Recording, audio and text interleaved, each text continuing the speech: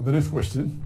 A Christian friend asked me, why didn't Allah save Muhammad S.A.W and he let him die by a painful death? While Jesus was saved according to the Qur'an only and he is alive in heaven, isn't this proof that Jesus was someone more than just a human prophet like the Qur'an claims? Brother Abdul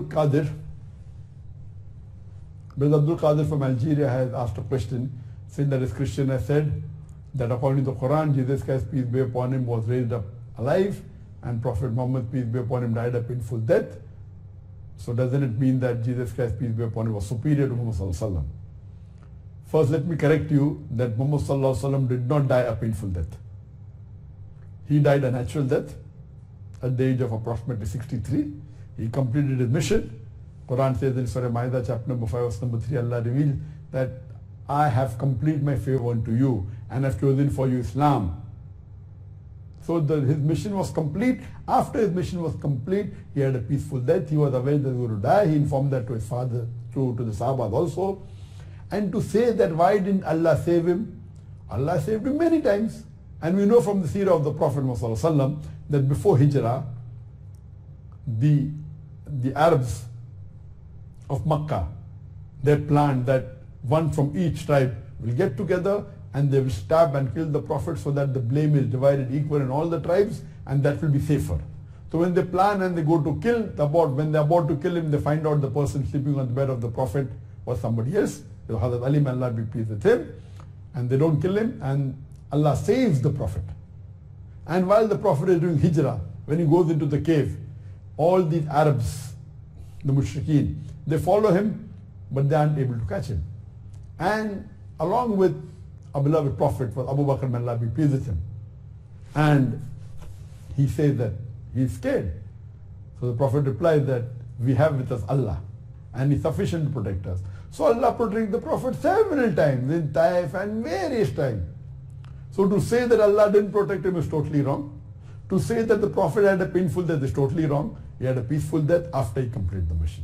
Now coming to your main question, that why did Allah subhanahu wa ta'ala raise Isa alayhi salam alive and kept him in the heaven? Does it make him a superior prophet? I do agree with you. Quran says in Surah Nisa chapter 4 verse 158 that Allah raised up Isa alayhi salam alive, and in other places also.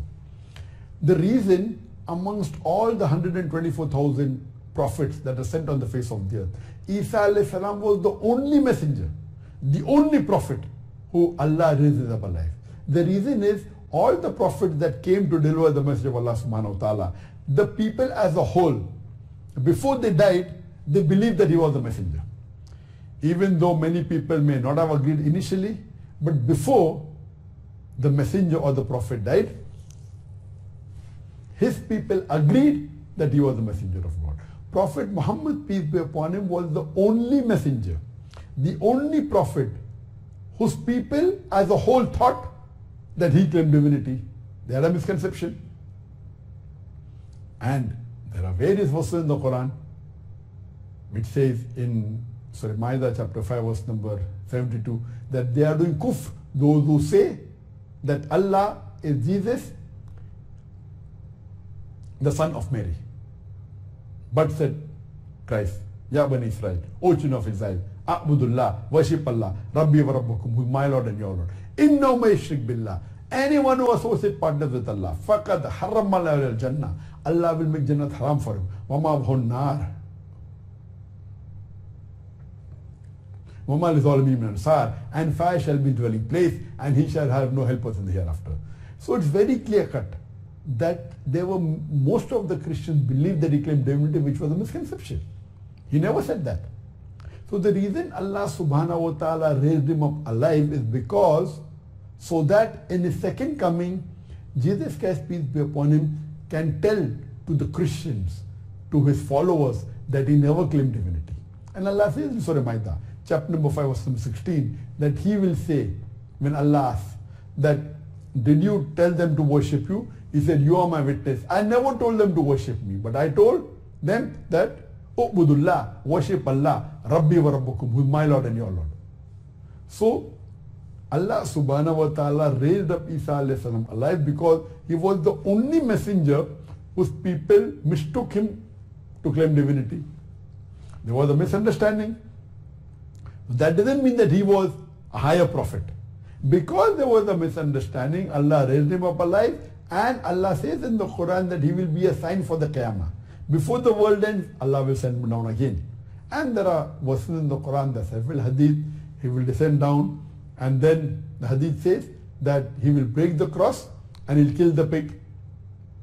He also said that he will kill the Dajjal. There are various Hadith.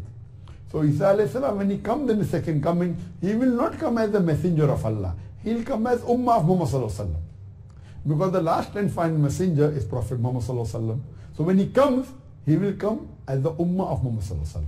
He will not come as a messenger. So he's been raised up alive only so that he can clarify to the Christians in his second coming that he never claimed divinity. As far as Muhammad S.A.W. was concerned, all the Muslims, when the Prophet died, believed he was the messenger of God. There was no misconception. No one claimed him to be God. So because there was a misunderstanding and misconception as far as Isa alayhi salam was concerned, therefore Allah raised him up alive and he will come in his second coming, not because he was superior. Hope that answers the question.